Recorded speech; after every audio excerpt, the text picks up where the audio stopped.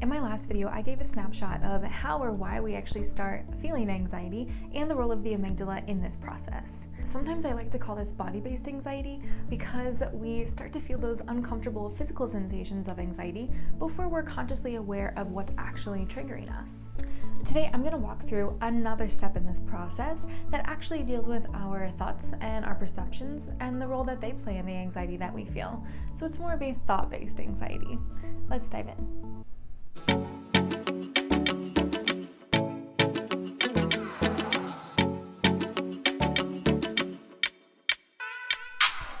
Before we get started, if you did not catch the video from last week all about the amygdala and what's going on there when it comes to anxiety, I'm going to leave a link here for you so you don't miss out.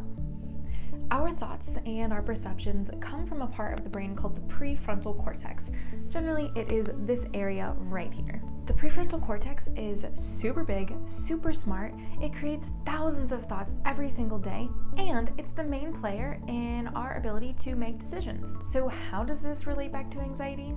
The prefrontal cortex is designed in such a way that our body responds to each and every thought as if it's actually reality.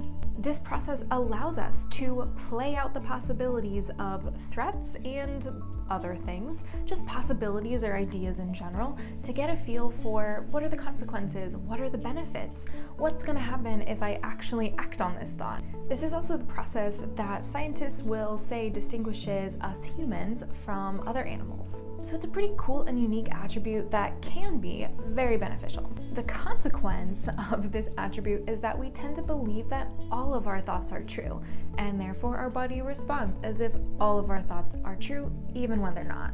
Not only that, but because of this protective mechanism that our brain has called the negativity bias, we often only think of those worst case scenarios or possibilities that maybe don't go according to plan. And when we get stuck in that space of thinking about worst case scenarios and what could possibly go wrong, and it's really difficult to change our focus or stop thinking these types of thoughts or remove ourselves from these thought spirals, that in a nutshell is anxiety. Last week we learned that the amygdala is constantly searching for threats, and it's doing so at this subconscious level, which means that we can be feeling anxious without ever actually knowing why we're feeling anxious. So all in all, the amygdala is pretty quick in this threat detection process. Now, the prefrontal cortex, however, takes a bit longer to interpret our environment. So, for example, let's say you decided to go out one day, enjoy the nice weather, and find a park. So you found a park, you found a trail, you're enjoying yourself out there, and all of a sudden you look down and you swear that you see a snake. You then feel your body flooding with that full body tingly anxiety sensation. Maybe you even jump back, catch your breath, or even let out a yell. After a few seconds, your prefrontal cortex comes back online and starts to acknowledge that it was not in fact a snake, but it was actually a very large branch. You may notice a decrease in the anxiety that you feel, but you're probably going to still feel a bit jittery even after acknowledging that it was not a snake. This brief snapshot of a situation is a pretty good indication, a pretty good example of what's going on in the brain during this threat detection process. The amygdala is searching around looking for possible threats, sees something similar to something that could be very threatening, and automatically sends out all of those signals to other parts of the body to get ourselves prepared for a fight or running away or keeping ourselves safe in whatever way is necessary. And it takes a few seconds for the prefrontal cortex to come online, evaluate the situation, and check out the validity of that threat that the amygdala thought it found. So the prefrontal cortex is kind of like this second avenue or second step in the process after the amygdala finds something that it thinks is a threat.